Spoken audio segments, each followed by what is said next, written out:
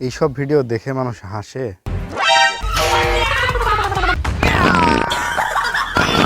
কিন্তু আমি বুঝতে পারি না এটা আসলে ফানি কিভাবে।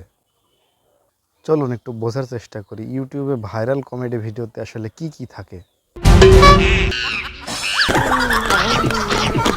প্রথমে একটা জিনিস দরকার, মস্তিষ্ককে বন্ধ করা, একদম অফলাইন, চিন্তা, লজিক, রিয়ালিটি সব বন্ধ।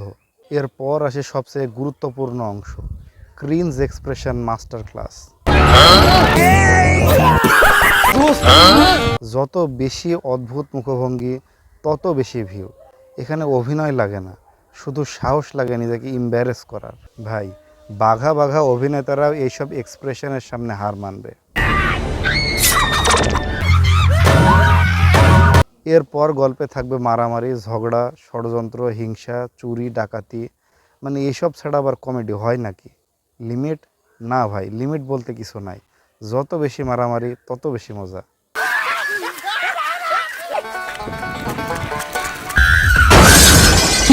আর যদি মারামারি না দেওয়া যায় তাহলে অন্তত মানুষজনকে কাদা, পানি, মাটিতে গড়াগড়ি খাওয়াতে হবে।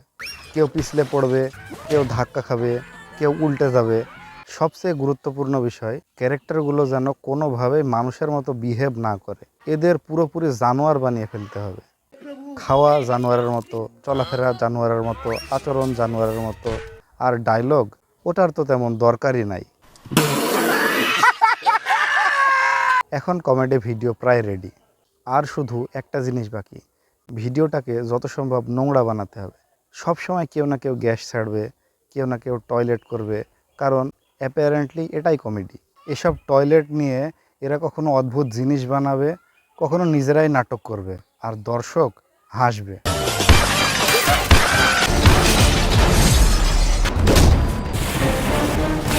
তারপর শুরু হবে ভাঙচুর।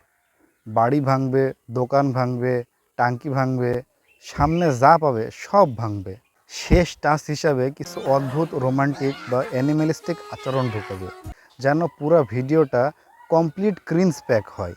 আর হ্যাঁ, একজন প্রেগনেন্ট ক্যারেক্টার তো বোনাস পয়েন্ট, তার সাথে এক্সট্রা ড্রামা, এক্সট্রা কেওয়াস। এই সব উপাদান যদি একটা ভিডিওতে ভালোভাবে ঢুকানো যায় তাহলে ভিডিও সুপারহিট, হাজার না লক্ষ কোটি ভিউ। সত্যি বলতে, কারা এসব দেখে আর কিভাবে এসব দেখে হাসে এটা এখন আমার মাথায় ঢোকে না। বিনোদন সত্যি অদ্ভুত একটা জিনিস। ভিডিও দেখার জন্য অসংখ্য ধন্যবাদ। আজকের মতো বিদায়।